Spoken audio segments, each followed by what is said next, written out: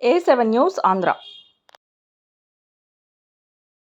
రెడ్డిగూడెం మండలం అన్నారావు గట్టు వద్ద 1988 నుండి అనగా 30 సంవత్సరాల పైబడి మామిడి మొక్కలు వేసి మామిడి చెట్లు కాపు కాయకపోవడంతో కొన్ని చెట్లు ఉంచుకొని మరికొన్ని చెట్లు తొలగించి కొత్త మొక్కలు వేసుకున్న రైతులు. ముగ్గురు రైతులకు చెందిన 12 ఎకరాల భూమిలో మొత్తం చెట్లను అర్ధరాత్రి అటవీ శాఖ అధికారులు నరికివేశారంటూ ఆవేదన వ్యక్తం చేస్తున్న రైతులు. రాష్ట్ర ప్రభుత్వం స్పందించి అటవీ శాఖ అధికారులపై చర్యలు తీసుకుని మాకు న్యాయం చేయాలని ఈ అధికారులందరూ కూడా రావాలి ఇక్కడికి, మాకు సమాధానం చెప్పాలా. ఇది నిజంగా సక్రమంగా పర్మిషన్స్ ఉంటే గనక ఏ విధంగా అనుమతులు ఇచ్చారు, ఎట్లా ఇచ్చారు అనేది కూడా మాకు తెలియాలా.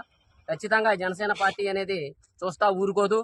మేము ఎందాకైనా దీన్ని తీసుకెళ్ళడానికి సిద్ధపడుతున్నాం. ఉట్టప్పుడు మేము ఫోన్లు చేస్తే కనీసం స్పందించిన నాయకులు గంటల తరబడి ఫోన్లు చేస్తున్నారు. కాబట్టి అర్థం చేసుకోండి పరిస్థితి.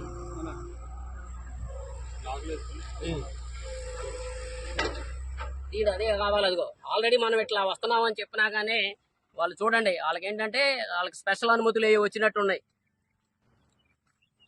వాళ్ళకి స్పెషల్ అనుమతులు వచ్చినట్టున్నాయి. మళ్ళీ ఇంకా ఇచ్చేస్తానే ఉన్నారు. వదిలే స్వామి, నీకెందుకు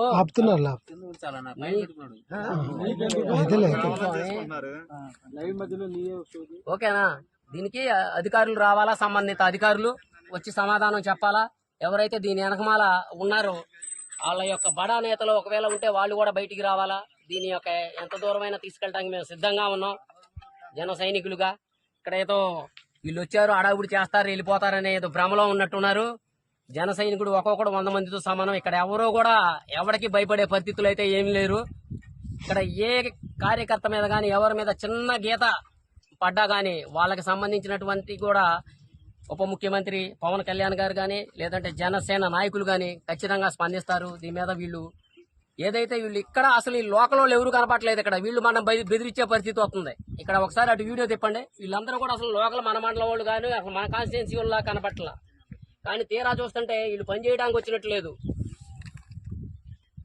కాబట్టి దీని మీద అధికారులు రావాలా. వచ్చేవారు కదిలే పని లేదు. ఇక్కడ ఏం జరిగినా కానీ ఇంకా మొత్తం జిల్లాలో ఉన్న జన సైనికులందరూ కూడా కదిలి రావాలా. ఇదే పిలిపిస్తున్నాం. పక్కన ఉన్నటువంటి నియోజకవర్గాల ఇన్ఛార్జీలకు కూడా. ఇక్కడ తిరువూరు నియోజకవర్గ జనసేన పార్టీ ఇన్ఛార్జిగా చెబుతున్నా నేను. అక్రమ క్వారింగ్ జరుగుతుంది. మనం ప్రభుత్వ ధనానికి కాపలా కుక్కలాగా ఉండాలి తప్ప దోచుకుంటుంటే చూస్తా తప్పట్టు కొట్టడానికి ఎవరు ఇక్కడ సిద్ధంగా లేరు. పవన్ కళ్యాణ్ గారు ఏం చెప్పారు మేము అదే పాటిస్తున్నాం. కాబట్టి ఇది మొత్తం స్టేట్ మొత్తం కూడా ఇక్కడ ఏం జరుగుతుందనేది తెలియాలా. అసలు తిరువూరులో ఏం జరుగుతుందనేది జనానికి తెలియాలా.